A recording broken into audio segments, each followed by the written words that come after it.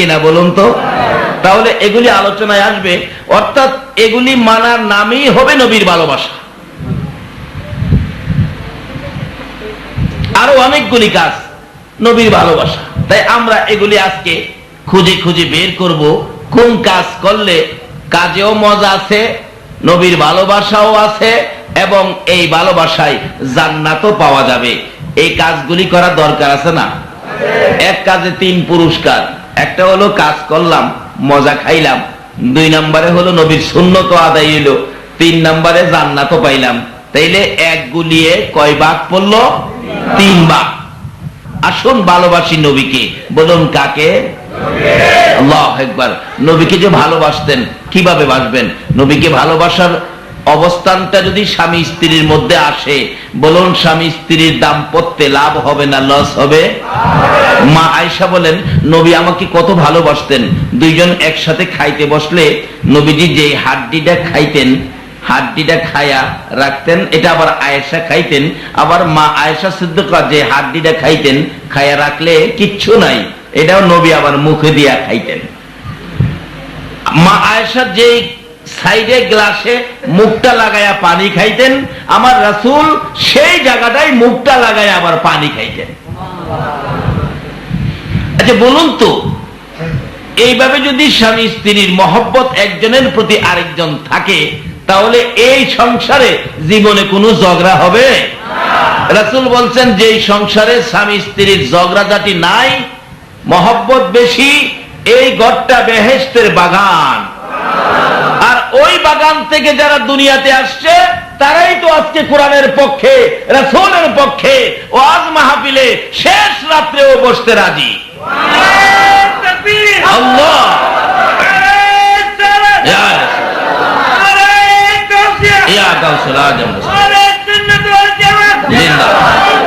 মাশাআল্লাহ।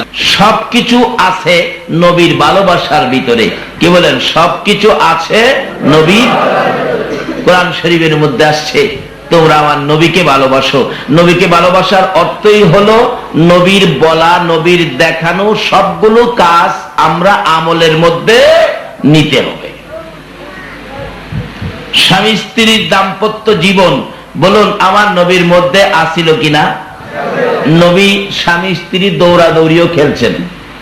একদিন রাত্রের বেলা মা আয়েশা সিদ্দিকাকে নিয়ে নবীজি মরুভূমির মধ্যে, মানুষ নাই তো, রাতে চন্দ্র, আকাশে কি সুন্দর চন্দ্র, 2 জন হাঁটতে হাঁটতে হঠাৎ বলেন, রাসূল আয়েশা চলো দৌড় দেই, কে আগে যাইতে পারে দেখি। ঠিক আছে, একটা গাছ টার্গেট করলেন, ওই গাছে আগে কে যাইতে পারে। এক দৌড়। ওই দিন তুলনামূলক ভাবে নবীজি ক্লান্ত ছিলেন, মা আয়েশা তো অল্প বয়স। এক দৌড়ে মহিলা একবারে খেজুর গাছের গোড়ায়, নবীজি পিছে পড়ে গেছে। ইয়া রাসূলুল্লাহ, আমি কিন্তু ফার্স্ট। রাসূল মনে মনে কয়, ঠিক আছে, এটার প্রতিশোধ আরেকদিন নেব। যেদিন নবী তুলনামূলক ভাবে একটু সুস্থ ছিলেন, এদিন বলতেছেন, আয়েশা চলো আজকেও হবে। ঠিক আছে হুজুর। আয়েশা ভাবছে আজকে আগে আমিও যাব, কিন্তু নবীজি এক দৌড়ে চলে গেলেন। আয়েশা আজকে আমি ফার্স্ট। জি হুজুর, আপনি ফার্স্ট হইলেন। আজকের ফার্স্টটা কিন্তু ওই দিনের প্রতিশোধটা নিলাম। স্বামী স্ত্রী এই মহব্বত, এই দৌড়াদৌড়িটা সুন্নত। এর একটা সুন্নত যদি আমল করে কেউ কবরে যাইতে পারেন, 100 গলা কাটা শহীদের সওয়াব আপনাকে দেওয়া হবে। যে নবীর একটা কত মজার জিনিস, স্বামী স্ত্রী মহব্বত দৌড়াদৌড়ি করবেন, এরপরে সুন্নত আদায় হয়, তাহলে কি হবে? এই 100 শহীদের সওয়াব পাইলে আপনি কি জাহান্নামী হবেন না জান্নাতি হবেন? এই নবীরে ভালোবাসলে লাভ হবে না লস হবে?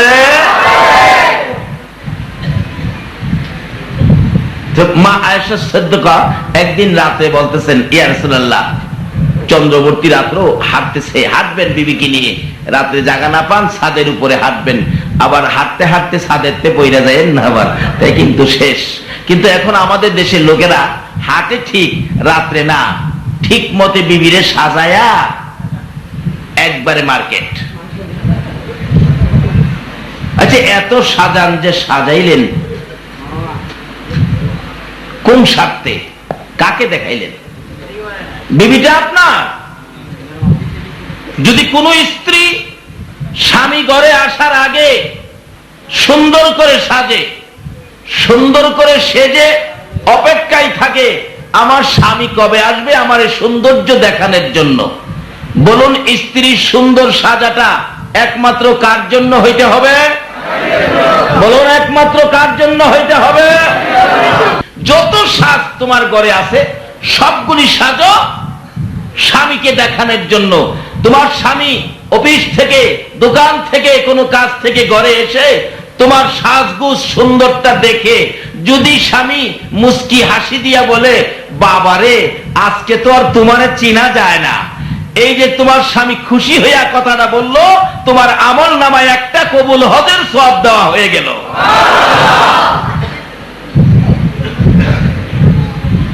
কিন্তু এখন স্বামী নিজেই আরো সাজায়া লইয়া মার্কেটে যায়। বলুন, মার্কেটে বেপর্দা ভাবে মহিলাকে সাজায়া নেওয়াটা, এটা কি কাজটা নবীর পক্ষে না বিপক্ষে? এই বেপর্দা ভাবে কি স্ত্রীকে মার্কেটে নিয়ে যাওয়া যাবে? যাইতে পারেন, পর্দা করে নিয়ে যান, কোনো অসুবিধা নাই, তো পর্দা করে নিয়ে যান। কিন্তু এই শিক্ষা দিয়েছেন আমার নবী কিভাবে? খাতুনে জান্নাত ফাতেমাতুজ জাহরা রাদিয়াল্লাহু তাআলা আনহা কোন প্রয়োজনে নবীজির সামনে যাবেন, নবীর বাড়িতে যাবেন, কিন্তু স্বামীর ঘর থেকে বাবার বাড়িতে যাবেন, বুরকা পরে রওনা হলেন। আমার নবীর সামনে যাইয়া হাজির হয়ে ডাকতেছে, আব্বু জান আপনার কাছে আসছি। নবীজি বলেন, ফাতেমারে কোন কারণে আসছো সেই কথাগুলি পরে বলবি, আমি জানতে চাই তুমি রাস্তা দিয়ে আসার সময় তোমার বুরগাটার সামনে দিয়ে আঙ্গুল ডুববে এরকম ছোট্ট একটা ছিদ্র দেখা যায়, ছিদ্রটা কি খোলা ছিল না বন্ধ করে রাখছো, এটা আগে বলো। আমার নবী বলেন, এই কথা না শুনে অন্য কথা আমি শুনবো না। মা ফাতেমা বলেন, বাবা আমি যখন বাহিরে ছিলাম, এই বুরগা পরে যখন বাহিরে হলাম, এই ছিদ্রটুকুন ভিতর দিয়ে এইভাবে ধরে রাখছি, ছিদ্রটুকুন ভিতর দিয়ে মুট করে ধরে রাখছি, বাড়ির ভিতরে আইসা আপনার সামনে খুলে দিয়েছি। আমার নবী বলেন, ফাতেমা রে এই ছিদ্রটা যদি তুমি খোলা রাইখা আমার বাড়িতে আসতা, আর এই ছিদ্র দিয়ে যদি কোনো বেগানা পুরুষ তুমি ফাতেমারে দেখতো, আমি নবী তোমার জানাজায় শরীক হইতাম না।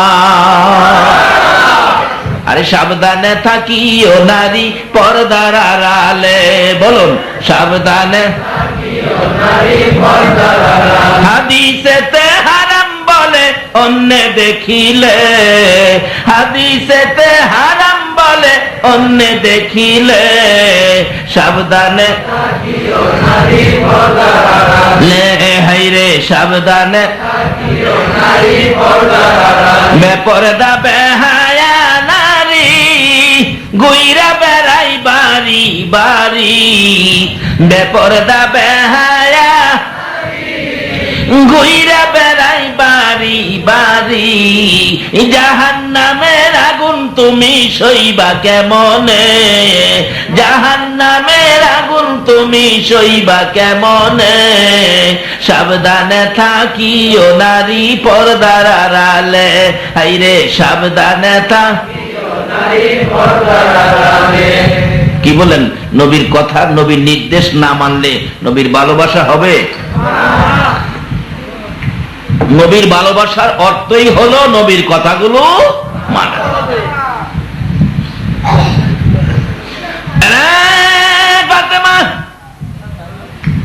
নবীর মেয়ে হইয়া যদি তুমি এই ছিদ্রটা খোলা রাখতা, আর এই ছিদ্র দিয়ে বেগানা পুরুষ তোমাকে দেখতো, তুমি মারা গেলে আমি রাসূল তোমার জানাজায় শরীক হইতাম না। নবী যদি মেয়ের বেলায় এটুকুন ছিদ্র সহ্য করতে না পারে, তুমি যে নবীরে ভালোবাসো, তোমার বিবিকে সাজাইয়া মার্কেটে নিয়ে গেলা, তুমি কি আমার নবীর কথা মনে হইল না? তাহলে বুঝা গেল নবীর ভালোবাসা মুখে মুখে, কাজের বেলায় না। যারা নবীকে ভালোবাসত, হযরত বেলাল হাবশীর জীবনে খুলুন। বেলাল উমাইয়া ইবনে খালফের কিনা গোলাম ছিল।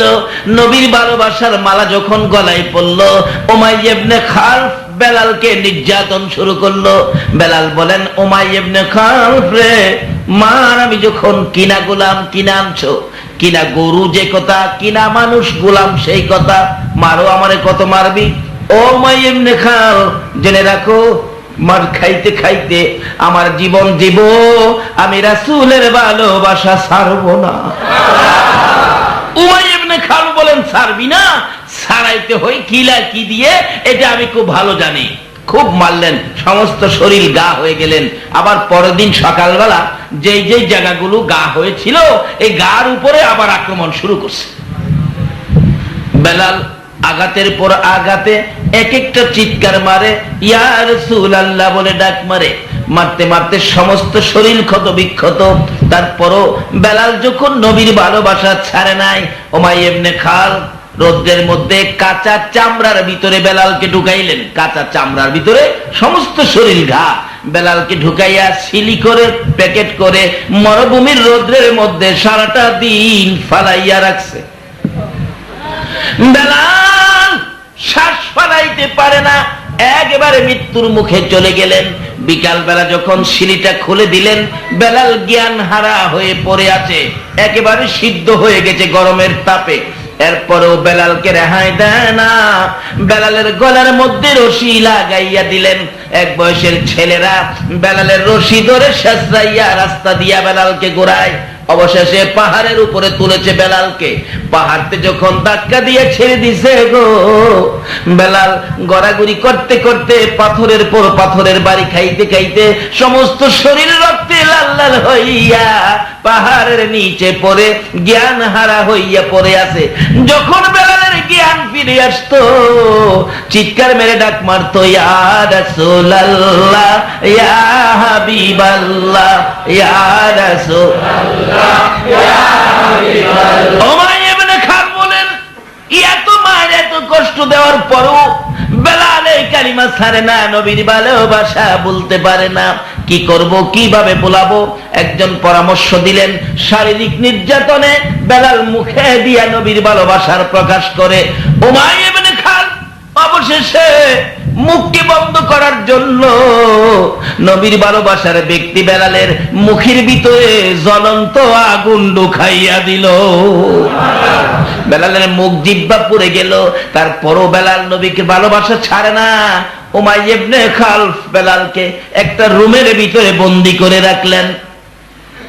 বেলাল নবীর ভালোবাসায় গুনগুন করে দিনরাত কান্দে। একদিন আবু বকর এই রাস্তা দিয়া যাইতেছিল, শুনে কে যেন নবীর প্রেমে কান্দে। ডাকলেন, বাড়িতে কে আছো? উমাইয়া ইবনে খালফ বাহির হয়ে গেলেন, আমি আছি। তোমার ঘরে কে কান্দে? একটা কিনা গোলাম আখিরি নবীর কালিমা পড়ে ফেলেছে, এত মার দিলাম রে আবু বকর। এই বেলাল তো ওই নবীর ভালোবাসা ছাড়ে না। বলুন, আবু বকরের কলিজায় আগুন লাগছে নি? আবু বকর বলেন, উমাইয়া ইবনে খালফ রে, এটা কেমন পাগল রে, আমার একটু দেখাও না। উমাইয়া ইবনে খালফ দরজাটা খুলে দিলে আবু বকর দেখে সমস্ত শরীর রক্তে লাল লাল হয়ে গেছে। আমি যে নবীর পাগল, আরেক পাগল এখানে বন্দী হয়ে কান্দে। আবু বকর বলেন, উমাইয়া ইবনে খালফ, এই পাগলটাকে বিক্রি করে দাও না, মাইরা লাভ হবে কি? বিক্রি করলে তুমি নিবে? আবু বকর বলেন, নিব। কত দাম? যা দিয়ে কিনছি তা দিতে হবে, আমি রাজি, তাই দিব। ও আবু বকর, এই পচা বেলাল নিয়ে কি করবে? আবু বকর কান্দে, উমাইয়া ইবনে খালফ রে, নবীর পাগল দে রে, আমি নবীর দরবারে লইয়া যাইব। উমাইয়া ইবনে খালফ বলেন, আরো যদি বেশি টাকা দাম চাই তাও কি তুমি নিবে? আবু বকর বললেন, রে উমাইয়া ইবনে খালফ, শুধু বেশি টাকা নয়, আজকে যদি আমি আবু বকর 7 আসমান 7 জমিনের মালিক হই, আর তা দিয়ে যদি বেলালকে খরিদ করা লাগে রে, আমি 7 আসমান 7 জমিন দিয়া হইলেও বেলাল খরিদ করব, বেলাল থুইয়া যাইব না। আল্লাহ,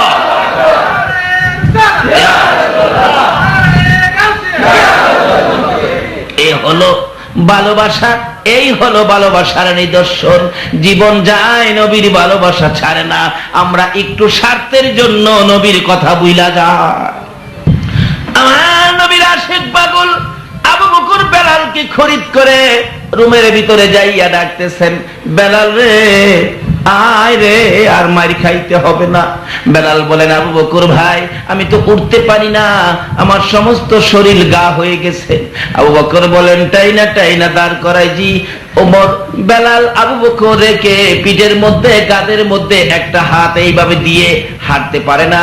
আবু বকর বলেন, হাত যখন আমার উপর ফেলে দিল, রক্তের চাপে আমার জামা লাল হয়ে গেল। যাইতে যাইতে যাইতে যাইতে বেলালকে নিয়ে আমার নবীর পাশাপাশি চলে গেলেন আবু বকর। আমার নবী কাছাকাছি যখন যায়, বেলাল আমার নবীর সুন্দর চেহারা দেখে একটা চিৎকার মারছে রে, দয়ার নবী মায়ার নবী গো, আপনি নবী আমার জীবনের জীবন। বলুন, দয়ার নবী আপনি আমার জীবনের জীবন। বেলাল এইভাবে যখন আমার নবীর সামনে দাঁড়াইয়া গুনগুন করে নবীর প্রেমের গান গায়, আমার নবী বলেন, আবু বকর রে আয় রে, আমার বেলালকে আমার পাশে নিয়ে আয়। নবীজির সামনে দাঁড়াইলে বিবরণ যখন খুলে বললেন লম্বা হয়ে যাবে, আমার নবী একটু থুতু মুবারক দুই হাতের মধ্যে লইয়া যখন বেলালের গায়ে লাগাইল, বেলাল আগের চাইতে সুস্থ হইয়া যায়। এই ছিল ভালোবাসা, আর এই ছিল ভালোবাসার পুরস্কার। আমরা এখন মুখে মুখে ভালোবাসি, কাজের বেলা নবীর ভালোবাসার অর্থ বিবিকে পর্দায় রাখা না বেপর্দা করা। আচ্ছা, পর্দা আর বেপর্দা লাভ কি একরকম হবে? যে মহিলারা পর্দায় ছিল, স্বামী স্ত্রীর মধ্যে ব্যবহার ভালো ছিল, ওই রকম মহিলাদের সন্তান হলো গাউসে পাক আব্দুল কাদের জিলানী রহমাতুল্লাহ। নবীজি পর্দার ব্যাপারে কত নির্দেশ, স্বামী স্ত্রী মহব্বতের ব্যাপারে কত নির্দেশ। আল্লাহু আকবার। স্বামী হযরত আলী রাদিয়াল্লাহু তাআলা মুতার যুদ্ধে যাবে, তবুকের যুদ্ধে যাবে, মুতার যুদ্ধে নয়, তবুকের যুদ্ধে যাবে হযরত আলী রাদিয়াল্লাহু তাআলা। খাতুনে জান্নাত ফাতেমাতুজ জাহরা একদিন বলে ফেললেন সামনে দাঁড়ায়া, স্বামী তবুকের যুদ্ধে যাবেন? হ্যাঁ। শোনেন, আমার জন্য একটা নতুন কাপড় আনেন। আচ্ছা, স্বামীর কাছে স্ত্রী কাপড় চাইতে পারে কিনা? অধিকার আছে না? আমার জন্য নতুন একটা কাপড় আনবেন। খাতুনে জান্নাত ফাতেমাতুজ জাহরা নবীর মেয়ে হাসান হুসাইনের মা বলতেছেন, স্বামী আমার জন্য নতুন একটা কাপড় নিয়ে এসেন। আবার বুঝাইয়া বলতেছেন, স্বামী গো, যেদিন আমার বিবাহ আপনার সাথে হয় এই দিনও আপনি নতুন কাপড় দেন নাই। আচ্ছা, বিবাহের দিন একটা নতুন কাপড়ের সিস্টেম আছে কিনা? একবারে একটা কাপড় নতুন হইলে নিতে হয়। আর স্বামীর বাড়ির কাপড় পরেই মহিলারা এজিন দেয়, তার কবুল দেয়। কিন্তু ফাতেমা বলেন, বিবাহের দিন আমাকে নতুন কাপড় দেন নাই। আমার মা খাদিজাতুল কুবরা রাদিয়াল্লাহু তাআলা আনহার মৃত্যুর পরে মৃত মায়ের কাপড় ছিল ঘরে, মৃত মায়ের কাপড় পরে আমি ফাতেমার বিবাহ হয়েছে। স্বামী গো, মৃত মায়ের কাপড় পরে আমার বিবাহ হয়েছে। দুইটা সন্তানের মা হলাম, হাসাইন আর হুসাইন। একটা নতুন কাপড় দেন নাই, আমাকে একটা নতুন কাপড় দিতে হবে। যুদ্ধের থেকে আসার সময় নতুন কাপড় নিয়ে আসবেন। বলুন, এইভাবে স্বামীর কাছে চাওয়া স্ত্রীর অধিকার আছে কিনা? কিন্তু অধিকার মতো তো চাইলেন, কিন্তু স্বামী হযরত আলী একটু কষ্ট নিলেন মনে, কি যুদ্ধে যাইতেছি এই সময় তুমি নতুন কাপড় চাইলা, যুদ্ধের থেকে আসতে পারি কি না পারি এই খবর নিলে না, মনটা একটু ভারী হয়ে গেল, কষ্ট হয়ে গেল। চলে গেছে যুদ্ধে। এদিক দিয়ে হাসাইন আর হুসাইন দুই ভাই নবীজির কাছে গিয়ে বলে, নানা নানা গো, আমার বাবা তবুকের যুদ্ধে যাচ্ছিল, আমার মা নতুন জামা চাইছিল, আমার বাবা দেখছি মনটা খুব কষ্ট। এদিন থেকে আমার নবী ফাতেমার ঘরে আর আসে না। এখনো দিনের মহিলারা স্বামীর মনে কষ্ট দেয় কিনা? দেয় না? স্বামীরা তো ঘুষ খাওয়া শিখাইছে মহিলারা। পার্শ্ববর্তী মহিলার স্বামী ব্যবসায়ী মানুষ, রোজার ঈদে 5,000 টাকার শাড়ি আনছে, আর পাশের ঘরের বেচারা চাকরি করে, কম দামি চাকরি। মহিলা তো চিল্লাইতেছে, পার্শ্ববর্তী মহিলার শাড়ি 5,000, এই ঈদে 5,000 টাকার শাড়ি না দিলে তোমার সাথে কথাই কমো না। এই ফুইল্লা ফেসি হয়ে রয়েছে। স্বামী এসে কয়, তোমার কি হয়েছে? কমইরা জামু, তোমার লগে কথা কমো না। আরে কি ব্যাপার? 5,000 টাকার শাড়ি, বেচারা বেতন ওই 5,000। আছে না 5,000-এর কর্মচারী? কম তো বেচারা কি দিয়ে শাড়ি আনবো? তখন ওই অপারক হইয়া অফিসে গিয়া বলে পিয়ন রে, একটু ডাইনে বাউে লইস। আছে না ডাইনে বাউর পয়সা? আমাদের দেশে কই উফরি উফরি। কই বেতন পাই কত? বলারা বেতন পাই তো 7,000। উফরি কেমন পা? বেতন 7,000-এর পরে জিগা উফরি কেমন পা? আচ্ছা উফরিটা কি জায়েজ? ওই সিগনেচার দেয় না 200 না দিলে। আমাদের চট্টগ্রামের স্টেশনেও টিকিট নাই, আবার 10 টাকা বাড়াইলে টিকিট হয়। আমি একদিন বলছি, মাস্টার সাহেব এগুলি নিয়ে কারচুপি করবেন না, জনগণকে সঠিকভাবে দেন।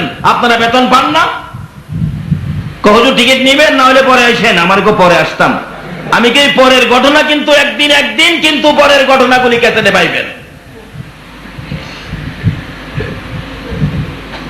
টিকিট নাই, টিকিট আছে, সিট নাই। ভাই সাহেব দূরে যামু, 10 টাকা চার জন্য দিমু। কোথায় রাখেন দেখি, টিপা টাইপে কয় একটা টিকিট আছে। 10 টাকা বাড়াইলে নাই টিকিট আছে। এই লোক আমাদের বাংলাদেশে আছে কিনা বলুন তো? এইগুলি বন্ধ করতে হলে নারী সমাজ এগিয়ে আসতে হবে। মেয়ে নারী যদি, স্ত্রী যদি বলে দেয়, শোনো একটা পয়সা বেজাল আমার সংসারে আনতে পারবো না, এই বেজাল রোজগার আমার সন্তানদেরকে আমি খাওয়াবো না, বলুন স্ত্রী যদি এই কঠোর হয়ে যায়, স্বামী কি বাজে কাজে হাত দিতে পারবে? যে সমস্ত মহিলারা এইভাবে রোজগার পরিষ্কার রাখলেন, হালাল খাইলেন, ওই সমস্ত মহিলাদের সন্তানেরাই নামাজি হয়, আল্লাহর ওলি হয়। এখন সন্ত্রাস হয় কেন? কারণটা কি? এই খাওয়ার মধ্যে ভেজাল ঢুকছে।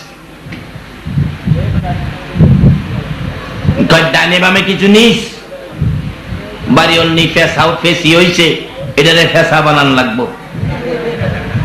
সিগনেচার দিতে এলে কয় সিগনেচার তো এখন দেওয়া যাবে না, রোজারিদের পরে আইসেন। করে বাবা আমার আজকা দরকার, রোজারিদের পরে আইসেন।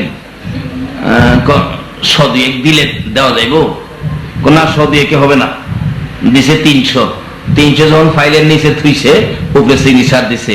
এই রূপ বাঙালির চরিত্রে আছে কিনা কন্ত? নবীর ভালোবাসার অর্থ কি এই? নবীকে যারা ভালোবাসে জীবন যাইতে পারে, অবৈধ কোনো কিছু করতে বলতেছিলাম আমার নবীর কত আদরের মেয়ে খাতুনে জান্নাত ফাতেমাতুজ জাহরা স্বামীর সাথে কি ব্যবহার করে দেখুন। ডাকতেছে, নতুন জামা আইনেন। হযরতে আলীর মনে কষ্ট গেল। মা ফাতেমা 2 সন্তান হাসাইন আর হুসাইন নবীজির কাছে খবর পৌঁছে দিল। আমার নবী বলেন, স্বামীর মনে কষ্ট দিয়েছে, ফাতেমার ঘরে আর যাব না। একদিন চলে গেল, নবীজি আসলেন না। 2 দিন চলে গেল, নবীজি আসলেন না। 3 দিনের দিন সকালবেলা ফাতেমা সহ্য করতে পারে না। হুসাইন রে যা, তোর নানারে দেখো আমার বাড়িতে আসার জন্য। যে বাবা প্রত্যেকদিন 2 বার 3 বার করে আসতেন, আজকে কেন আসে না? আমার তো আর মন মানে না। ফাতেমা কাঁদতেছে। হাসাইন হুসাইন 2 ভাই গিয়ে নবীজির সামনে হাজির হলেন। নানা নানা গো, মা কান্দে, আপনি কেন যান না? আমার নবী বলে দিলেন, হাসাইন হুসাইন, তোর মারে বলে দে নতুন জামা চাইয়া আমার আলীর মনে দুঃখ দিয়েছে। নতুন জামা চাইয়া রে আমার আলীর মনে দুঃখ দিয়েছে। যতক্ষণ পর্যন্ত আলীর মন খুশি না করবে আমি নবী ফাতেমার ঘরে যাব না। শুধু এটাই শেষ না রে হাসাইন হুসাইন, ফাতেমারে বলে দে স্বামীর মনে দুঃখ দিয়ে, ফাতেমা স্বামীর মনে দুঃখ দিয়ে যদি মৃত্যুবরণ করে রে, আমি নবী ফাতেমাকে মেয়ে বলে দাবি করব না। নবীর আশিকেরা, নবীর পাগলেরা, স্বামী স্ত্রীর জীবনটা কিভাবে চলবে নবী যদি ভালোবাসা থাকো, নবীর কথাগুলো মানতে হবে, নবীজির চরিত্র নবীর আদর্শগুলো গড়ে নিতে হবে। আমি ফাতেমাকে মেয়ে বলে দাবি করব না যদি ফাতেমা স্বামীর মনে দুঃখ দিয়া কবরে যায়। এবার এই খবর পৌঁছে দিলেন হাসাইন আর হুসাইন মায়ের কাছে। 3 দিন শেষ, যুদ্ধ বিজয়ী হয়ে গেল। বিকাল বেলা তবুকের যুদ্ধের থেকে হযরতে আলী রাদিয়াল্লাহু তাআলা আনহু আসতেছে। বহুদূর দেখা যায়। অন্যদিন যুদ্ধ শেষে আলী ঘোড়া চালাইয়া সরাসরি বাড়ির ভিতরে ঢুকতো বীর বিক্রমের মতো খুশি মনে। আজকে মনটা ভারী ভারী, আগের থেকেই গোড়ার থেকে নেমে গেলেন। ফাতেমা বাড়ির ভিতরে চুলার মধ্যে গরম পানি বসাইয়া অপেক্ষায় স্বামী কোন সময় আসবে, কিন্তু মনটা ভারী। গোড়ার থেকে নাইমা গোড়ার লাগাম ধরে আস্তে আস্তে আসতেছে। বাড়ির কাছাকাছি আসলে দৌড়ে যাইয়া ফাতেমা স্বামীর পায়ে সালাম করছে। অনেক মহিলারা স্বামীর পায়ে সালাম করেনি, করে পারলে চা উল্টায় ফেলায় দিত। নবীকে যদি ভালোবাসা থাকো নবীর আদর্শ মানতে হবে কিনা বলুন। আগেকার দিনে কেমন মানা মানতো। এক বেচারার নাম জুলফিকার, জুলফিকার নাম আছে না, আগের দিনের ঘটনা। তার নাম হইল জুলফিকার। এক জাতের খাওনের জিনিস আছে না, টক যায় এরকম গুলগুলি, কি কয়? জলফই। বিবি জলফইর দরকার, জলফই কইলে স্বামীর নামাইয়ে, এই জন্য সে জলফই কনা কতে। হ্যাঁ না, শুনে না, নিজের নামে নামে আনে দেয়। কি কইছে? নামে নামে আনে দেয়। স্বামীর নাম কইছে না, আর অহনের দিনে স্বামীর নাম কয়নিও। নবীর নির্দেশ, নবীর তরিকা, নবীর পক্ষে আসুন যদি নবীকে ভালোবাসো। আমার নবীর কলিজার টুকরা মেয়ে খাতুনে জান্নাত ফাতেমাতুজ জাহরা, যিনি জান্নাতি মহিলাদের সরদারিনী হবেন। আল্লাহু আকবার বলো। ইনি স্বামীর কাছে নতুন জামা চাইলে একটু কষ্ট পাইলেন স্বামী। আমার নবী বলেছেন, ফাতেমা রে, এই স্বামীর মনে কষ্ট দিয়ে তুমি যদি মৃত্যুবরণ করো আমি নবী তোমাকে মেয়ে বলে স্বীকার করব না। আসলে কি স্বীকার করবে না এটার জন্য বলে নাই, বলছে উম্মতের শিক্ষা দেওয়ার জন্য। স্বামী আসতেছে, আর আমরা দেশের মহিলারা যদি স্বামী এই কথার লেগে কষ্ট পাইতো, বাইতায়া 3 দিন লাগলো এটা সোজা করবার লাগিয়া। একটা নতুন কাপড় চাইছি, কাপড় দিছ না, আবার মনে কষ্ট নিছ, স্বামী বাইতাইয়া হেমেশা রাখবো, হেমেদা গেলে হেমেশায় থাকবো। একটা কাপড় দিছে না, আবার আমার আবার রাগ হইছো তুমি, রাগ হমো আমি, উল্টা হইছো তুমি।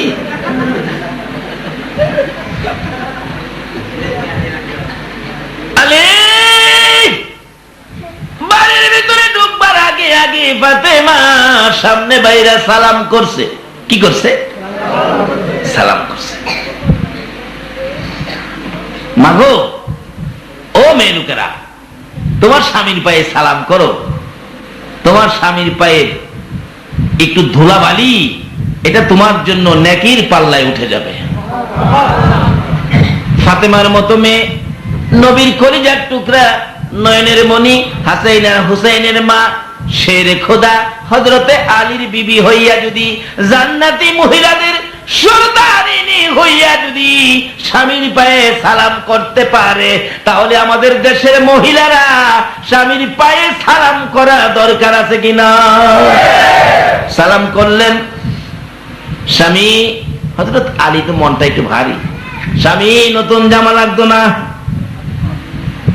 পয়সা নাই আনবা কইতে, বুঝে গেছি তো, লাগতো না, থাক, তুমি আমার সব।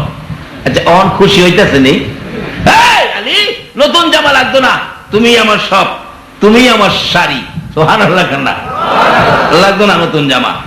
পায়ে সালাম করে, আলী এখনো মনটা খুশি হয় নাই, তোর বাড়িতে হাত থেকে নিচে দেন আমার কাছে, যুদ্ধবীর আসছেন, ঘোড়ার লাগামটা দেন, ঘোড়াটা নিয়ে বাঁধছে, যুদ্ধের পোশাকটা খুলছে, স্ত্রী স্বামীর গায়ে পোশাকটা খুলছে, খোলার শেষে ঘরে রাখছেন, আয়সা হাতে ধরে টানতেছেন, স্বামী আসেন আসেন, পাথরের মধ্যে দাঁড়াইছে, গরম পানি দিয়ে পাও ধুয়াইলেন, হাত ধুয়াইলেন, মুখ ধুয়াইলেন, আঁচল দিয়ে মুখ মুছে দিলেন, হাত মুছে দিলেন, পাওগুলি মুছে পরিষ্কার করে হঠাৎ করে পায়ে ধরে পড়ে গেছে, স্বামী নতুন জামা চাইয়া তোমাকে কষ্ট দিয়েছি, সেজন্য আজকে 3টা দিন পার হয়ে যাই গো স্বামী, আমার বাবা আমার বাড়িতে আসে না। স্বামী তোমার পায়ে ধরি, বলো আমি ফাতেমা তোমার পায়ে ধরেছি, যতক্ষণ পর্যন্ত তুমি খুশি না হইবা দুনিয়া কিয়ামত হবে, ফাতেমা পাও ছাড়বে না। হযরত আলী মুস্কি মুস্কি হাসতেছিলেন, মুস্কি মুস্কি হাসতেছিলেন। এই ফাঁকে দিয়ে ইমাম হাসাইন আর হুসাইন দৌড়াইয়া গিয়া নবীর সামনে হাজির। নানা নানা গো, নানা আসেন আসেন। দুই ভাই নবীজির দুই হাতে ধরে টানে, ও নানা আসো, আমাদের বাড়িতে বড় মজার খেলা চলছে। কি খেলা? আইসা দেখো আমার বাবার পায়ে মা পড়ে আছে, চোখের পানি ছেড়ে ছেড়ে কাঁদতেছে, আমার বাবা আলী মুস্কি মুস্কি হাসতেছে। আসো নানা দেখা যাও না। আমার নবী বলেন এইবার যাওয়া যাবে। একটা দৌড় দিয়ে বাড়িতে ঢুকলেন। ফাতেমা খুশি, আলী খুশি। ফাতেমা কান্দে, বাবা গো 3 দিন পর্যন্ত কেন আমি ফাতেমার খবর নিলা না? আমার নবী বলেন ফাতেমা রে, স্বামীর কাছে নতুন জামা চাই, আলীর মনে দুঃখ দিয়েছো, এই জন্য তোমার বাড়িতে আসি নাই। শুধু বাড়িতে আসি নাই এটাই শেষ নয়, আমি ঘোষণা দিয়েছি স্বামীর মন খুশি না করে তুমি ফাতেমা যদি মৃত্যুবরণ করতা, আমি হাসরের দিন তোমাকে মেয়ে বলে দাবি করতাম না।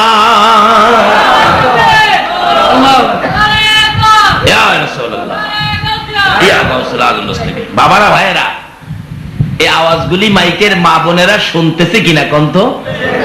স্বামীর খেদমত, মা বোনদের স্বামীর খেদমত করা দরকার আছে কিনা? আপনাদেরও স্ত্রীর প্রতি কিছু কর্তব্য আছে কিনা? রাসূল বলছে তুমি যদি বাজারে বাদাম খাও তাহলে স্বামীর জন্য, স্বামী বাদাম খাইলে স্ত্রীর জন্য বাদাম নাও। বাজারে খাইয়া, পার্কে বৈশা বাদাম খাইয়া শুক্লার টাল জমাইছে, বিবির লেগা 50 গ্রাম নেয় না। কমলা খাইয়া বেটা পার্কে বসে বাহলের টাল জমাইছে, একটা কমলা বাড়িতে নেয় না। নবীর নির্দেশ হলো তুমি যদি কমলা বাজারে 4টা খাও, বিবির লেগা 2টা নাও। তুমি বাদাম 100 গ্রাম খাইলে বিবির লেগা 50 গ্রাম নাও। তুমি যেই দামের কাপড় দিয়া প্যান্ট শার্ট বানাও, এই দামি কাপড় তোমার বিবির জন্য নাও। তুমি বাজারে মিষ্টি খাইলে বিবির লেগা 2টা মিষ্টি নাও। আচ্ছা, এই আমল কি আমাদের মধ্যে আছে? এটা নবীর নির্দেশ। নবীকে ভালোবাসার অর্থই হবে এই কথাগুলো মানা। আচ্ছা, স্বামী স্ত্রীর মধ্যে এইভাবে যদি মিল মহব্বত থাকে, বলুন তো কোনো ঝগড়াঝাটি হবে? যে স্বামী স্ত্রীর জন্য 2টা কমলা না লইয়া বাড়িতে যায় না, আচ্ছা এই স্ত্রী কি স্বামী বাড়িতে না আসা পর্যন্ত ঘুমাইব? খালি চাইয়া থাকবো জানালার ফাঁকে না, কোন সময় ভোলার বাপে আইয়ে। তাহলে মহব্বত বাড়বে না কমবে? হ্যাঁ, খাইতে খাইতে আর জাগা নাই, কিন্তু বিবির লাগিয়া খবর নাই। মাঝে মাঝে বিবি কয় আমার লেগা 4টা মিষ্টি আনলা না, একদিন 4টা মিষ্টি আইনো, মন চাইতেছে মিষ্টি খাইতে। হ্যাঁ, কবে নতুন শখ হইয়া বইল, প্রয়োজনীয় জিনিসে আনতারি না, আবার মিষ্টি খাইতো। হ্যাঁ কেলাম আধা কেজি খাই আইছে। নবী বলছে তুমি যদি আধা কেজি খাও, 250 গ্রাম মিষ্টি বিবির লেগে নাও। বলে চাচা আমরা তো মুরব্বী হয়ে গেছি, বাজান এখনো কি তোমার শাশির লেগা মিষ্টি নিতে পারবো? হ্যাঁ হ্যাঁ পারবেন। দুইটা শুকনা মিষ্টি কাগজ দা বইলা, চাচা মুরব্বী নবীর কথা মান্য একটা আমল করেন না, 100 গলা কাটা শহীদের সওয়াব আপনার আমল নামাই দাও। দুইটা মিষ্টি শুকনা কাপড় শুকনা কাগজে বইলা শুকনা দুইটা মিষ্টি লইয়া জাঙ্গা বাড়িতে, তবে শাশিরে খাওয়ান বাবা। এখন পোলাপানের সামনে কিন্তু খাওয়াইন না, তাহলে পোলাপান হাসবো, বাবা রে আমার বাবা দি বুড়া কালে মারে খুব খাওয়াইতেছে, না দেখাইয়া খাওয়াইলেন কিভাবে? ডাইকা দরজার সিফাত নিবেন, ও তিব্বতের মা এদিকে তোরে জীবন ভরা খাওয়াইছি না, নবী বলে কইছে আমি খাইলে তোরেও খাওয়াইতাম, এদিকে ডাইকা নিয়ে দরজার সিফাত কাগজ সহ গলার সিফাত আর দইরা দোয়াই দিবেন, খা। এই দুইটা মিষ্টি যদি নবী কইছে এই মহাব্বতে কেউ খাওয়াইতে পারেন, কাল কিয়ামতে একে উসিলা করে আপনাকে মাফ করে দিবে। আল্লাহু আকবার।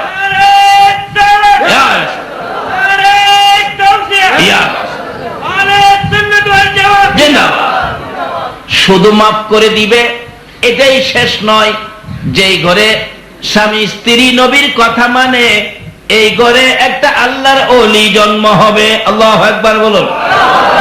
ওই ঘরের মা বাবার দোয়া যদি কোনো সন্তানে নিতে পারো, ডাইরেক্ট আল্লাহর ওলি হইয়া যাইবা। কারণ নবীর ভালোবাসায় ওলি হওয়া যায়। আল্লাহু আকবার বলুন। নবীর ভালোবাসায় কি হওয়া যায়? নবীর ভালোবাসায় ওলি হওয়া যায়, নবীর ভালোবাসায় জান্নাত পাওয়া যায়, নবীর ভালোবাসায় মাওলার দিদার নসিব হয়। জোরে জোরে কন্যা সুবহানাল্লাহ। নবী যে বলছে মায়ের পায়ের নিচে জান্নাত, তাইলে দামি হইল কে? মা। বাইজিদ বলেন সবচেয়ে দামি হলেন মা, আমি মহিলাটাকে মা বলে ডাক দিব। বাহির থেকে ডাক মারলেন মা। মহিলাদেরকে মা ডাকলে খুশি হয় কিনা? মা মা গো মা, তুমি আমার মা লাগো গো। আমি বাইজিদ বলছি তুমি আমার মা। বাইজিদের মতো একটা অলি কাকে মা বানাই রে? ও মা বোনেরা লক্ষ্য করে শুনো, বাইজিদের মতো একটা অলি যদি কারো সন্তান হয়, বলুন ওই মায়ের জীবন ধন্য হইব কিনা? এখন তো ওই মা নাই, আর বাইজিদও আর হয় না, মাও পাওয়া যায় না, আর আল্লাহর ওলিও এখনকার যমুনায় জন্ম হয় না। খালি ওলিদের জীবনই পাওয়া যায়, আল্লাহর ওলি পাওয়া যায় না। কেন? মা হয় নাই। যা আছে কিছু এই যা হয়ে রয়েছে ওখানে আন্টি মান্টি হাঙ্কি টাঙ্কি হয়ে বেরিয়েছে। আগে মার বোন কি লাগে জানি? মার বোন, মার বোন খালা। ওখানে কি আর খালা আছে? অন কি রাহে আল্লাহ কয় এটা কি কয়, এটা নেই বুঝে। আগে ছিল মার বোন খালা। আচ্ছা মার দাম বেশি, খালা হইলে খালার দাম আছে না? এমনি দেখবেন রাস্তাঘাটে পর্দা করে কেউ গেলে, যদিও অল্প বয়সের মেয়ে, পর্দা লাগায় থাকলে মানুষে কি ডাকে? খালা ডাকে। আরে দুনিয়াতেই যদি পর্দা থাকলে মার বোন খালা হওয়া যায়, বলুন কবরে গেলে কি ইজ্জত পাওয়া যাবে না?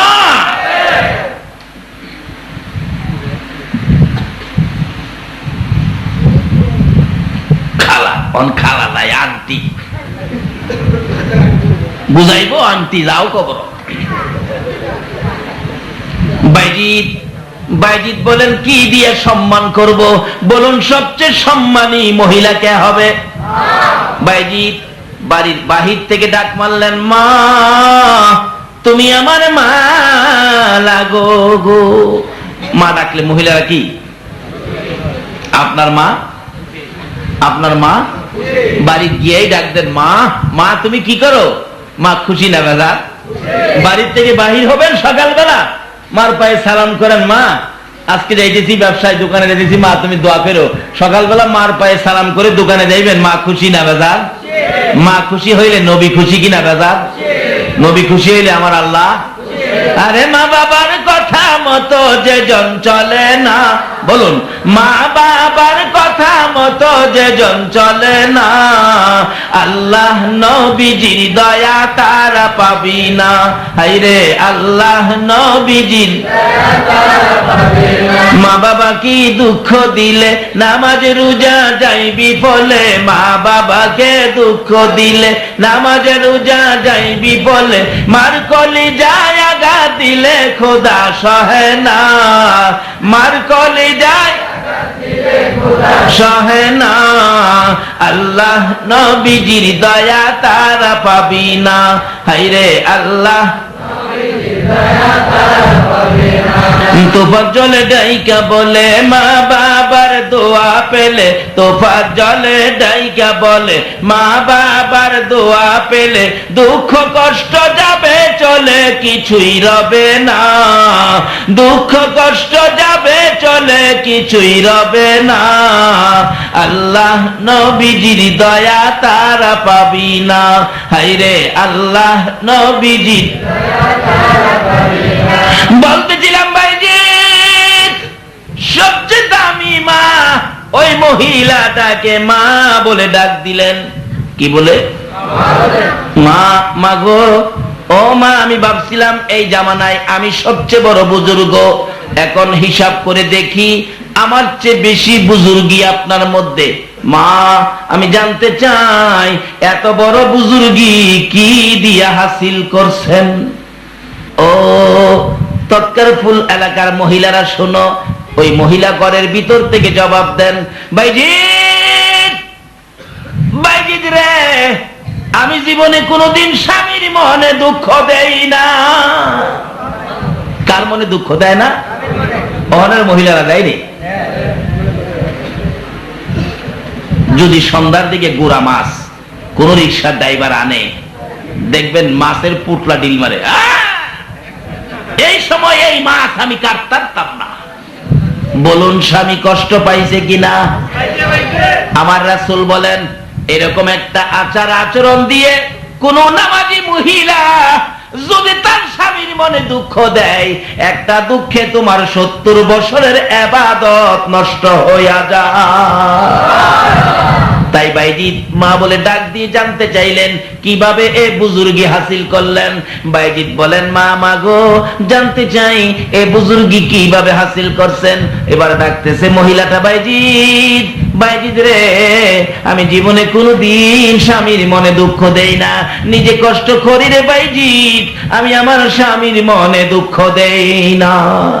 ও বাইজিদ শোনো, 2 নম্বরে আমার স্বামীকে আগে খাওয়াই, তারপরে পরে খাই। 3 নাম্বার, আমার স্বামীকে গোসল করায়া কোলে করে বাহিরে নেই, কোলে করে ঘরের ভিতরে ঢুকাই। ও বাইজিদ, আমার স্বামী অসুস্থ, তা করলাম। বাইজিদ শোনো, আমার স্বামীরে ঘুম না পারাইয়া আমি মহিলা জীবনে কোনোদিন ঘুমাই না। আগে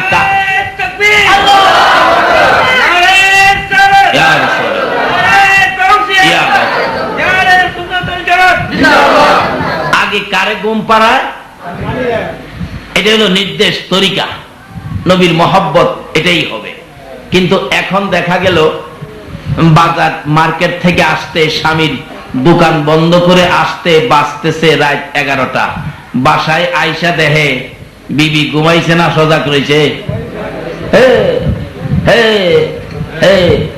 দরজায় আওয়াজ দেয়, কে? আমি।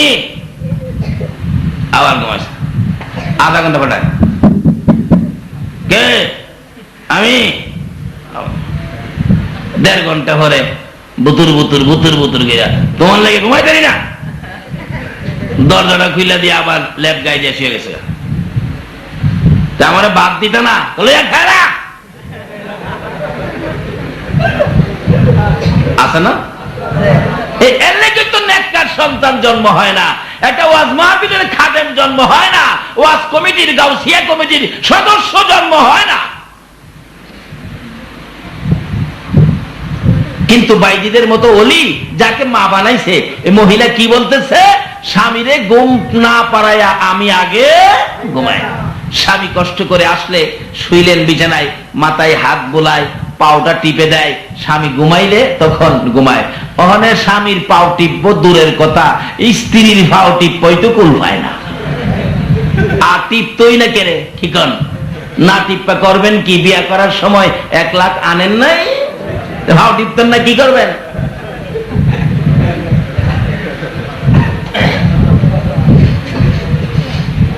নবীর ভালোবাসায়, নবীর কথাই বিয়ে করাইলে আজানের আগে বৌমা শ্বশুর শাশুড়ির জন্য গরম পানি করে। আর যারা 1.5 লাখ রইছ, 8টা বাজে ঘুম থেকে উঠে না, আরো কয় বাবার খাড়ো ঘুমাইছি। খালি মুখে মুখে নবীকে ভালোবাসেন, কথায় নয়। মুখে ভালোবাসার দাম নাই। নবীর ভালোবাসা যদি কাজে কর্মে ফিট করতে পারেন, সমাজে শান্তি আসবে, বিশৃঙ্খলা দূর হবে, রহমত বরকতে এলাকা ভরপুর হয়ে যাবে। আল্লাহু আকবার বলো। আমার নবী শিক্ষা দিয়েছে যৌতুক নিও না। আর আপনি যৌতুক নিলেন, তাহলে নবীর ভালোবাসা আর রইল না। নবীর মা, নবীর মেয়ে খাতুনে জান্নাত ফাতেমাতু জাহরার জীবনীতে আরো পাবেন স্বামীর জন্য কত যে মায়া ছিল। আমার নবীর মেয়ে খাতুনে জান্নাত 3 দিন পর্যন্ত চুলায় আগুন জ্বলে না। কয়দিন? চুলায় আগুন জ্বলে না। হাসাইনের হুসাইন পেটের খিদায় গলা কাটা মুরগির মতো ছটফট করতেছে। এমন সময় বারবার বিরক্ত করে মায়ের কাছে, মা খানা দিবা না, 3 দিন হয়ে গেছে। বলুন, সন্তানাদি বিরক্তটা বাবারে বেশি করে না মারে বেশি করে? কেন? বাবা তো বাইরে করে যায়, মা তো চোখের সামনে থাকে। মা মা খানা দিবা না, পেটের খিদা সহ্য হয় না, সহ্য হয় না। হযরত ফাতেমা সন্তানের বিরক্ত সহ্য করতে না পাইরা বলছিলেন, সন্তানেরা রে, পেটের খিদার লেগে খালি আমারে বিরক্ত করো, তোমার বাবারে দাও না, তোমার বাবার কাছে যাও, আমি আর পারি না। এমন সময় হযরত আলী ঘরে ঢুকতে ছিল। যখন কইছে বাবার কাছে যাও, মানে হাসাইন হুসাইন যদি বাবার কাছে খাওন চায়, খাওন না দিতে পারলে লজ্জা পাবে তো। হযরত আলী ঘর থেকে ঢুকতে ছিল, বাইরে গেছে গা, ঘরে আর ঢুকলো না। সন্ধ্যা হয়ে গেল, আলীর খোঁজ নাই। রাত্র 8টা-9টা বাজে গেছে, খবর নাই। ফাতেমা পাগল পাগল হয়ে গেছে, আমার স্বামী কই, এখনো আসতেছে না, ব্যাপারটা কি, আমার স্বামী কই? হাসাইন বলেন, আম্মা, আব্বা আইতেছিল ঘর, আপনি যখন কইছেন তোমার বাপের কাছে যাও, এই সময় দেখছি আব্বা বাইরে গেছে গা। তাইলে কি হাই হাই ঘুরতেছে বুর্গা লাগাইয়া, রাইতের রাত, গভীর রাত পর্যন্ত ফাতেমা ঘুরতেছে। হাই রে, আমার স্বামী কই, আমার স্বামী কই? রাসূল বলতেন, মাঝে মাঝে মসজিদের নববীর বারিন্দায় বসে থাকতেন নবী আশারের নামাজ পড়ে। হযরত আলী ও ফাতেমার ঘরে আকাশ থেকে টর্চ লাইটের ফোকাসের মতো আল্লাহর আরশ থেকে একটা ডাইরেক্ট রহমতের ফোকাস আলী ফাতেমার ঘরের উপর পড়তো। নবীজি বসে বসে দেখতেন। ওই দিন দেখে আলী ফাতেমার ঘরে রহমতের ফোকাসটা কাটা আসতেছে না। কেন? ফাতেমা এই কথা বলাতে হযরত আলী ঘরে আসতেছে না, একটু দূরে রয়েছে বিদায় এই রহমতের ফোকাসটা আসে না। যে ঘরে স্বামী স্ত্রী মহব্বত, আল্লাহর আরশ থেকে ডাইরেক্ট রহমতের ফোকাস। ফাতেমা ঘুরতেছে, ঘুরতে ঘুরতে ঘুরতে ঘুরতে নবীজি তো টেনশন ফিল করতেছে, হাইরে আজকে ডাইরেক্ট রহমতের ফোকাস কেন আসতেছে না। একটু পরে ফাতেমা নবীজির কাছে যায়, পায়ে ধরে কাঁদতেছে, বাবা, বাবা গো, তোমার মেয়ের জামাই আলী কই জানি চলে গেছে, আমি আলীরে পাই না। কেন, তুমি কি বলছো? বাবা, পেটের খিদার যন্ত্রণায় হাসাইন হুসাইন কান্নাকাটি করতে ছিল, আমি বলছিলাম তুমি আমার কাছে খালি বিরক্ত করো, তোমার বাবার কাছে যাও না। এই সময় নাকি হযরত আলী ঘরে আসতে ছিল, এই কথা শুনে বেরিয়ে গেছে। রাসূল বলেন, ফাতেমা, যেই কথা তুমি বলছো নিশ্চয়ই আলীর মনে দুঃখ গেছে। যে আলীর মনে অর্থাৎ স্বামীর মনে দুঃখ দিয়েছ, আমি নবী তোমাকে বলছি, তুমি ফাতেমা হাসরের দিন আমাকে বাবা বলে ডাক দিও না। স্বামীর মনে দুঃখ দিয়েছ। আর এখন তো স্বামীর মনে দুঃখ দেওয়াটা এটা মামুলি, আর দুঃখ দিবেই না কেন টেহা আনেবালাদের 1.5 লাখ লই আইছে, সুখ তো এই সময় শেষ।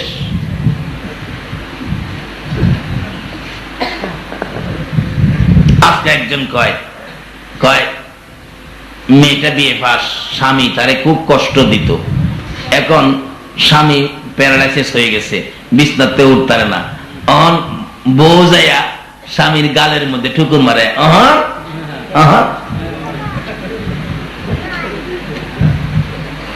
ঠুকুর কেড়ে খাইতেছে। সুস্থ আসিন বালা বিবিরে কষ্ট দিছে। আচ্ছা বলুন তো, সুস্থ আসিন বালা যদি বিবিরে কষ্ট না দিত তাইলে বিবি আপনার খেদমত করতো না? ওই সেই সময় কষ্ট দিছে, এলে গহন ঠুকুর খাইতেছে। আপনার কপালের দুঃখ তো আপনিই ডাইকে আনলেন।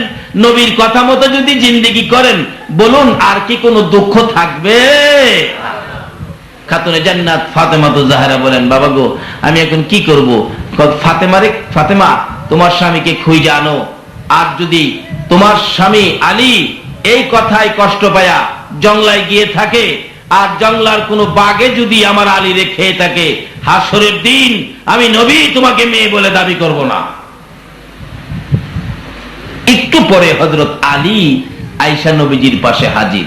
ফাতেমা সঙ্গে সঙ্গে স্বামীর পায়ে পড়ে গেলেন। আল্লাহু আকবার। স্বামী বাবার কাছে যাও, বলে দুঃখ দিয়েছি তোমাকে, আজকে আমার বাবা হাসরের দিন আমার মেয়ে বলে দাবি করবে না।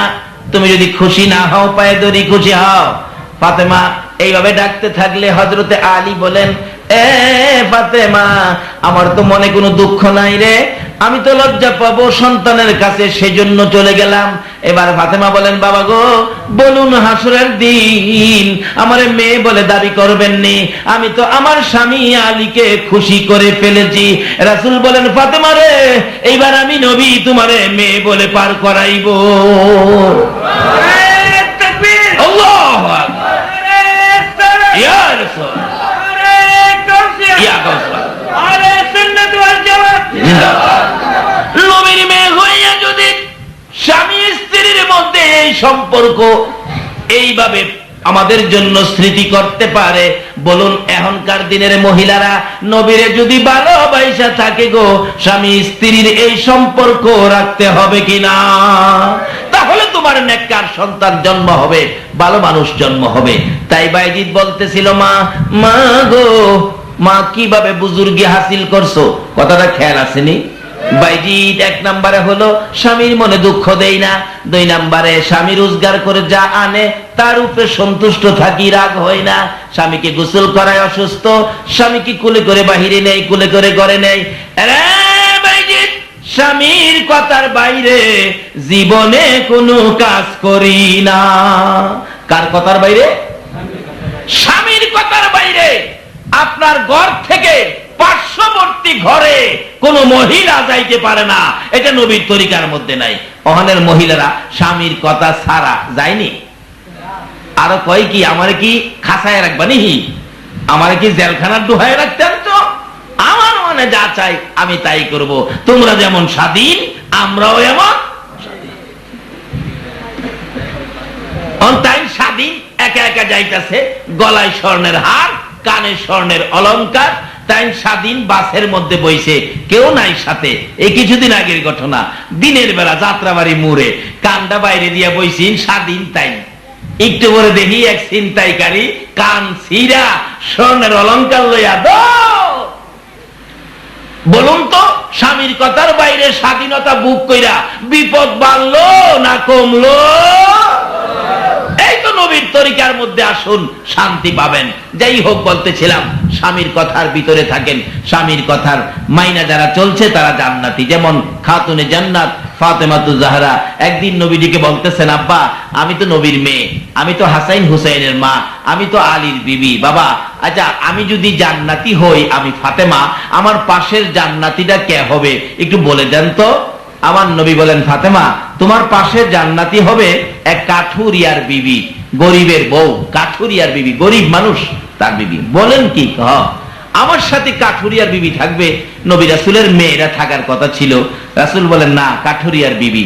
আব্বা তাইলে এই বাড়িটা ঠিকানাটা দেন তো, আমি একটু দেখা করে আসি, আমার পার্শ্ববর্তী বেহেশতে যে হবে।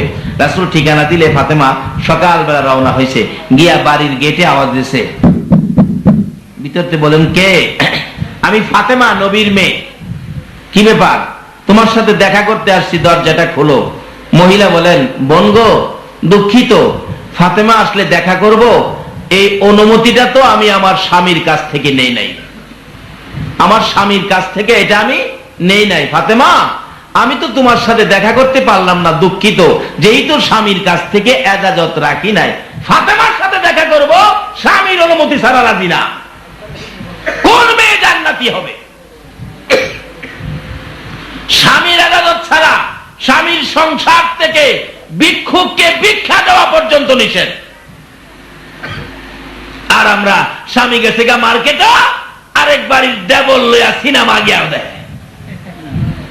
যাও কবর বুঝাইব। এবার ফাতেমা বলেন তাইলে বোন কালকে আইসেন, আমি অনুমতি নিয়ে রাখবো, আপনি কালকে আইসেন। ফাতেমা পরের দিন সকালবেলা বাহির হইছে যাইব। হুসাইন কয়, হাসাইন ডাকে, আম্মু কালকে কই গেছলা? আমারে নিছ না, আজকে তোমার সাথে আমি যাবো। দুইজন গেছে। কে? আমি ফাতেমা। ও আচ্ছা বোন দাঁড়ান, আমি আসতেছি। হাসাইন জিগায়, আম্মু কালকে এখানে আইছিলা? হ্যাঁ। মেয়েটা জিগায়, ফাতেমা তোমার সাথে কে? আমার সাথে বড় ছেলে হাসাইন। বোন রে দুঃখিত, ফাতেমার সাথে দেখা করব অনুমতি রাখছি, হাসাইনের লগে দেখার অনুমতি তো আমি রাখি নাই, কাজে আপনি কালকে আইসেন, দেখা করব। পরের দিন রওনা হয়েছে। হুসাইন কো, আম্মা কালকা কই গেছিলা? বাইরে এলে আমার নিছ না, আমার নিতে চলো। গিয়ে আওয়াজ দিছে, কে? আমি ফাতেমা। হুসাইন কো, আম্মা কালকা বাইরে এলে এখানে আইছিলা? হ্যাঁ। মহিলা জিগাই, উনি আবার কে? আমার ছোট ছেলে হুসাইন। বোন গো দুঃখিত, পারলাম না, আমি হাসাইন আর ফাতেমার সাথে দেখা করার অনুমতি রাখছি স্বামীর কাছ থেকে। স্বামী তো জংলায় কাঠ কাটতে গেছে, কিন্তু হুসাইনের সাথে দেখার অনুমতি রাখি না, এই জন্য আজকে পারলাম না, কালকে আইসো, অনুমতি নিয়ে রাখবো।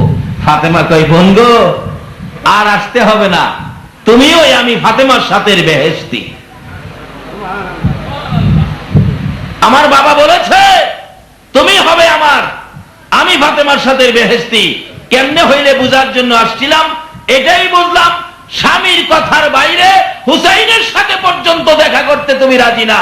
স্বামীর কথা এইভাবে মানার কারণে আমি ফাতেমার সাথে বেহেশতি হয়ে যাব। আল্লাহ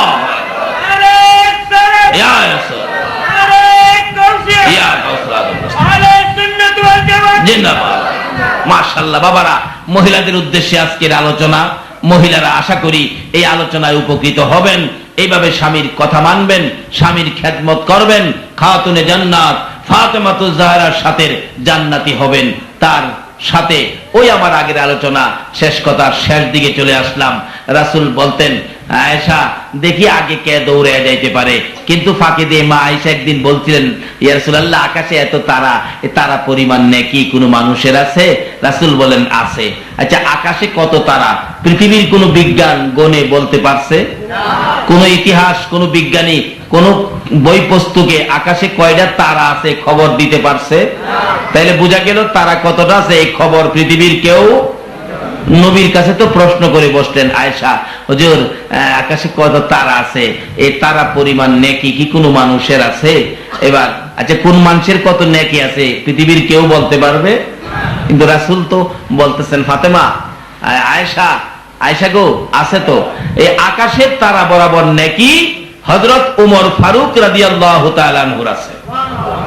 তাহলে বোঝা গেল আমার নবী আকাশে তারা কত আছে এটাও জানে, উমরের নেকি কত আছে এটাও জানে। নাকি নবী কিচ্ছু জানে না? মানে এক কিসিমের বাইরা তো আছে বলে নবী কি জানে। আমাদের এলাকায় এক বক্তা সাহেব বলে, নবী যেই জানা জানে এর চেয়ে বেশি আমিও জানি। নাউজুবিল্লাহ কইতেন না? এটা কি হাসি দেওয়ার কথা? আমার নবীরে কলঙ্ক করবে আর আপনারা হাসবেন? এই সমস্ত বেঈমানদের পাশে আমরা যাইতে রাজি না। নবী যে গায়েব জানে এর চেয়ে বেশি বলে হ্যাঁ ওই জানে।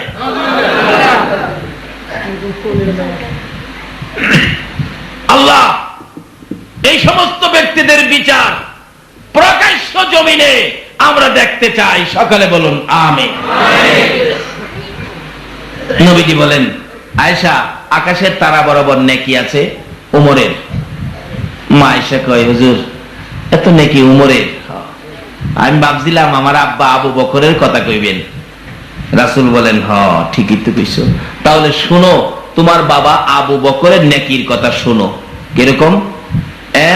আয়েশা, সমস্ত পৃথিবীর আমার উম্মতের নেকি যদি আকাশের তারা বরাবর হয়, আর সকল উম্মতের নেকি যদি এক পাল্লায় তুলে দেওয়া হয়, তোমার বাবা আবু বকরের একটা রাত্রের নেকি যদি আরেক পাল্লায় তুলে দেওয়া হয়, সমস্ত পৃথিবীর উম্মতের নেকি আবু বকরের এক রাত্রের নেকির সাথে ওজনে কোলাবে না। মা আয়েশা বলেন, ইয়া রাসূলুল্লাহ, আমার বাবা আবু বকরের রাত্রগুলি কোনটা আমি জানতে চাই। আমার নবী চোখের পানি ছেড়ে দিলেন, আয়েশা রে, যেদিন আমার মায়ের দেশ বাবার দেশ ছেড়ে হিজরত করে মক্কা থেকে মদিনায় রওনা হয়েছিলাম, ওই দিন তোমার বাবা আসছিল আমার সঙ্গী হইয়া, কিন্তু তোমার বাবাকে 6 মাস আগে বলেছিলাম, আবু বকর রে, মক্কায় থাকতে পারবো না, হিজরত করতে হবে, সঙ্গী হবি তুমি আবু বকর রে। ওই দিন থেকে 6 মাস পরে তোমার বাবার ঘরের দরজায় যখন আওয়াজ দিলাম, চট করে ঘর থেকে বাহির হয়ে বললেন, হুজুর আমি হাজির। জিজ্ঞেস করেছিলাম, আবু বকর আমি ডাক দিলেই তুমি বেরিয়ে আসলে, তুমি কি ঘুমাও না? না হুজুর ঘুমাই নাই। তুমি কেমনে জানো আজকে আমি আসবো?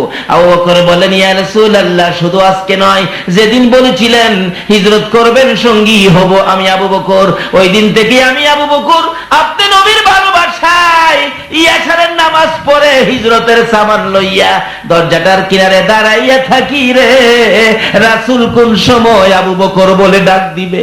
হুজুর 6 মাস পর্যন্ত আপনি নবীর ভালোবাসায় এই চোখে আরামের ঘুম হারাম করে দিয়েছি, ফজরের আযান পর্যন্ত এশার থেকে দাঁড়াইয়া থাকি, কোনদিন বিছানায় পিঠ লাগায় না।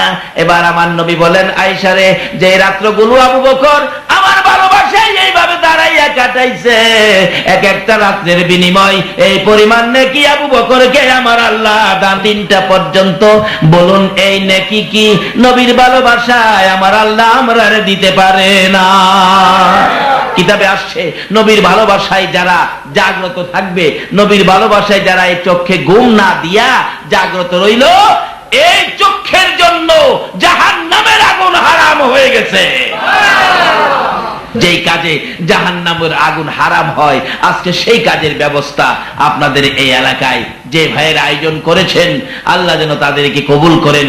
আপনারা যারা কষ্ট করে রাত্র চোখে ঘুম দেন নাই, যে চোখের জন্য জাহান্নামের আগুন হারাম, আল্লাহ যেন আপনাদের সকলের জন্য জাহান্নামের আগুন নবীর ভালোবাসায় হারাম করে দেন। সকলে বলুন আমিন।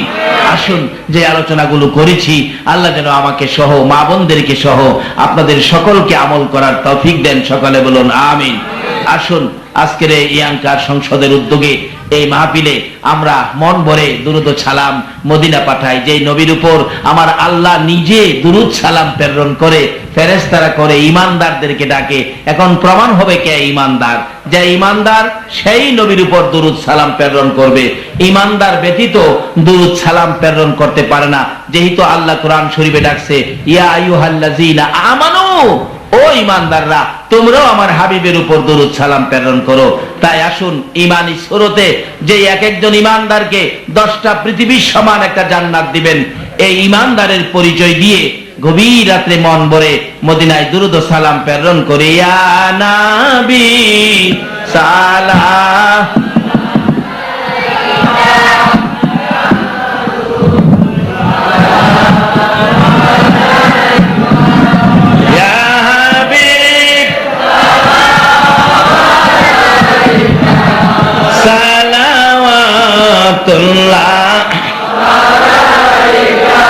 নবীজি,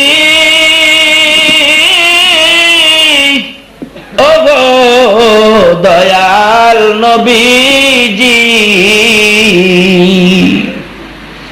মোদের এতিম বানাইয়া আছো গো মদিনায় লোকাইয়া, ডাকি যে বাংলায় দাঁড়াইয়া, দেখো না একবার আসি ইয়া নবী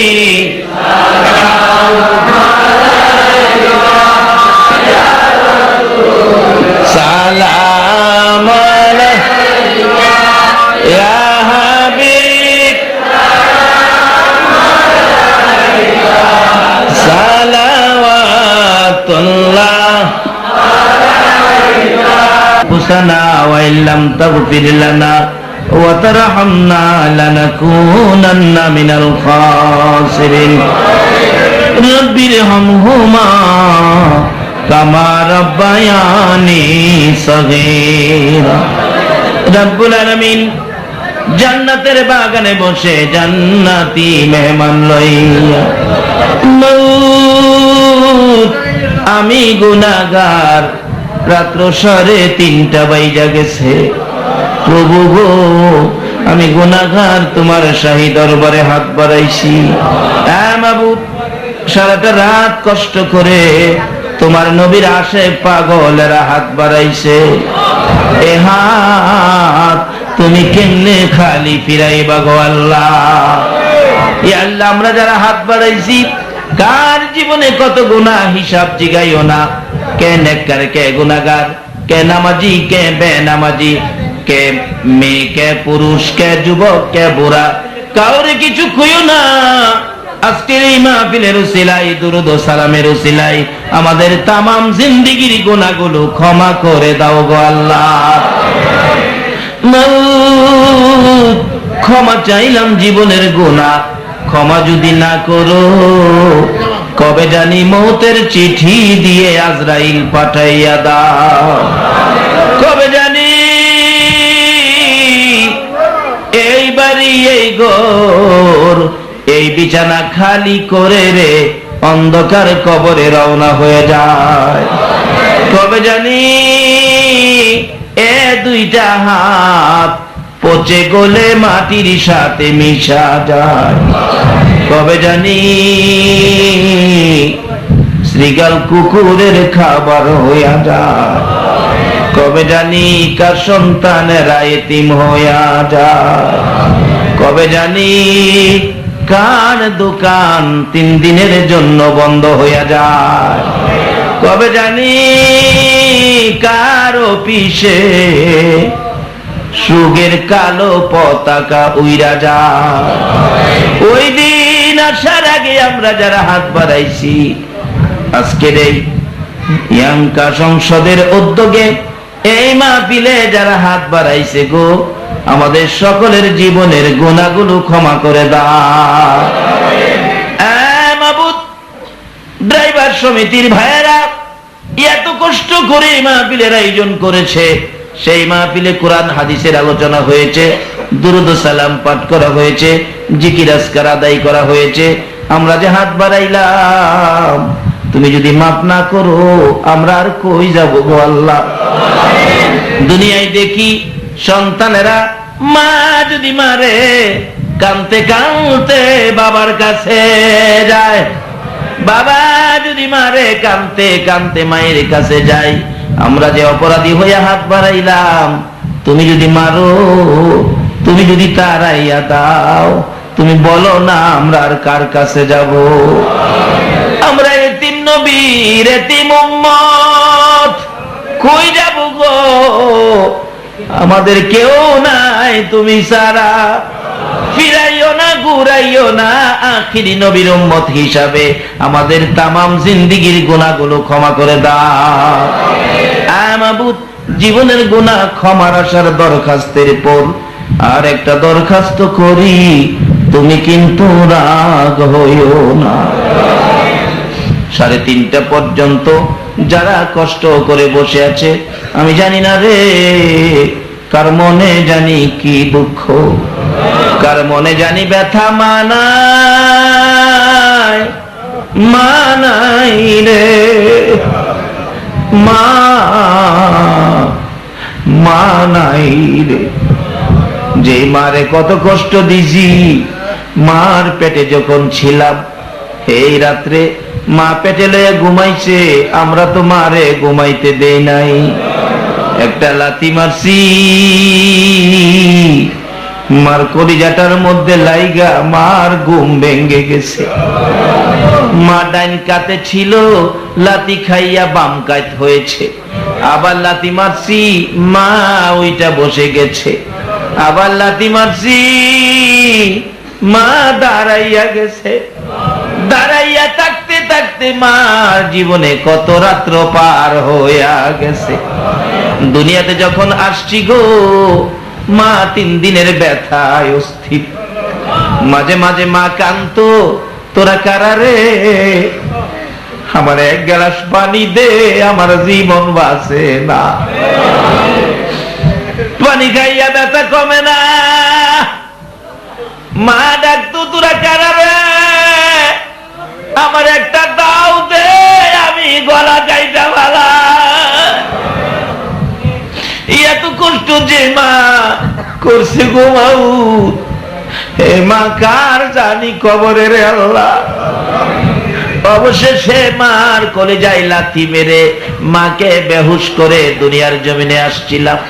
তারপরেও মা দরদি আমাদের ওয়া ওয়া কান্না শুনে রক্ত মাখা 2টা হাত বাড়াইয়া ডাকছে, দে আমার কলিজার টুকরা আমার কুলে উঠাইয়া দে। অন্য মহিলারা বলতো, এত পাগল কেন হইছো, যে সন্তানের জন্য এত কষ্ট করছো তারে গোসল করায় পরিষ্কার করি। মা বলতো, মহিলারা রে গোসল করাইস না রে, আমার বাবারে আমার কুলে দে, আমি সব কষ্ট বুইলা যাইব। হে মা কার নাই, হে মায়ের কথা কেমনে ভুলা গেলা গো। যেই মা ছোট কালে আমার ডান পাশে শুয়াইতো, ডান পাশে যদি প্রস্রাব করে দিতাম বাম পাশে নিত, বাম পাশে প্রস্রাব করেছি, মা প্রস্রাবের ভিজা জায়গায় শুইয়া তোমারে আমারে মায়ের শুকনা জায়গায় শুয়াইতো। আবার যখন প্রস্রাব করে দিছি, মা বাবারে খুই শুয়াইব, জায়গা না পাইয়া মা ভিজা জায়গায় শুইয়া রে সন্তান রে টাইনা বুকের উপর রাখছে। এই মা বাবা যার কবরে গো আল্লাহ আর দেরি করো না, এই মুহূর্তে ওই সকল মা বাবার কবর জান্নাতের বাগান বানাইয়া দাও। মা বাবা যার কবরে গো, সকলের কবর জান্নাতের বাগান বানাইয়া দাও। মা বাবা যার দুনিয়াতে আছে, নেক হায়াত বাড়াইয়া দাও গো আল্লাহ। মা বাবা কেমন জিনিস বোঝার তৌফিক ছেলে মেয়েদেরকে দান করে দাও গো আল্লাহ। দাদা দাদি নানা নানি শ্বশুর শাশুড়ি আলিয়া ওলাদ বংশধর মই মুরব্বী পাড়া প্রতিবেশী খানদানবাসী মহব্বতী যারা কবরে গো, সকলের কবর জান্নাতের বাগান বানাইয়া দাও। মাবুদ, ড্রাইভার সমিতির সভাপতি ভাই দরখাস্ত করেছেন, আমার সদস্যদের জন্য দোয়া করবেন। সভাপতি সহ সকল সদস্যকে দুরুদ ও সালামের প্যাকেট করে তোমার কুদরতি হাতে আমানত করলাম। সকল প্রকার আপদ বিপদ আযাব গজব অ্যাক্সিডেন্ট বালা মুসিবত শয়তানের শয়তানি দুশমনের দুশমনি হইতে বাঁচাইয়া রহমত বরকত শান্তি দ্বারা ভরপুর করে দাও গো আল্লাহ। হে আল্লাহ, তাদের বংশধরময় মুরব্বী যারা কবরে, সকল কবর মাহফিলের উসিলায় জান্নাতের বাগান বানাইয়া দাও। হে আল্লাহ, ড্রাইভার ভাইদের হায়াত বাড়াইয়া দাও, রুজি রোজগারে বরকত লাগাইয়া দাও। তাদের উদ্যোগের মাহফিল, ইয়াঙ্কা সংসদের আয়োজিত মাহফিল তোমার কুদরতি হাতে আমানত করে গেলাম। কিয়ামত পর্যন্ত এলাকার রহমত বরকতের জন্য এই মাহফিল তুমি কায়েম রাখো গো আল্লাহ। এই মাহফিলে যারা সাহায্য সহযোগিতা করেছে, বুদ্ধি পরামর্শ দিয়েছে, দূর দূরান্ত থেকে কষ্ট করে মাহফিলে এই রাত পর্যন্ত বসে রয়েছে, মা বোনেরা দরজা খুলে জানালা খুলে মাহফিলের সাথে হাত বাড়াইছে, ইয়া আল্লাহ সকলকে তুমি কাল কিয়ামতে নবীর গুদারায় উঠাইয়া ফুলসিরাতের ফুল পার করে দিও গো আল্লাহ। ইয়া আল্লাহ সকলের গলায় নবীর প্রেমের মালা পরাইয়া দাও গো আল্লাহ। ইয়া আল্লাহ আমাদের মধ্যে যারা নামাজি নামাজ কবুল করে নাও, যারা নামাজ পড়ে না নামাজের বুঝ দান করে দাও, যারা মদিনা যাওয়ার পাগল পাখির মতো উড়াইয়া মদিনা লইয়া যাও। ইয়া আল্লাহ যারা বিমার সেবা করে দাও, যারা ঋণগ্রস্ত আছে ঋণ থেকে মুক্ত করে দাও, যারা ব্যবসা করে ব্যবসায় বরকত দাও, যারা চাকরি করে পদোন্নতি দান করে দাও, যারা বিদেশ থাকে সহি সালামতে রাখো, যারা বিদেশ যাবে মনের আশা পুরা করে দাও, যারা লেখাপড়া করে লেখাপড়ায় বরকত দাও। ইয়া আল্লাহ ছোট্ট ছোট্ট ছেলে মেয়ে যাদের আছে ছেলে মেয়েদেরকে সুশিক্ষায় শিক্ষিত করে নেক হায়াত দিয়ে মা বাবার কলিজা ঠান্ডা করে দাও গো আল্লাহ। মাবুদ, মাবুদ রে তোমার কাছে কি বলবো আমরা তো বলতে জানি না। একটা কথাই বলি, আমাদের জন্য যত বালাই আছে সব বালা আমাদেরকে দান করে দাও, সকল বুরাই থেকে আমাদেরকে হেফাজতে রাখো গো আল্লাহ। মাবুদ মাহফিল শেষে যারা যেখানে যাবে রে সহি সালামতে পৌঁছাইয়া দিও গো আল্লাহ। ইয়া আল্লাহ যতগুলো দরখাস্ত করলাম মাহফিলের উসিলায় দরুদ ও সালামের উসিলায় সবগুলি তুমি কবুল আর মঞ্জুর করো গো আল্লাহ। ও সাল্লাল্লাহু তাআলা আলা খায়রি খালকিহি মুহাম্মাদি ওয়া আলা আলিহি ওয়া আসহাবিহি আজমাইন বিহাক্কি লা ইলাহা ইল্লাল্লাহু মুহাম্মাদুর রাসূলুল্লাহ।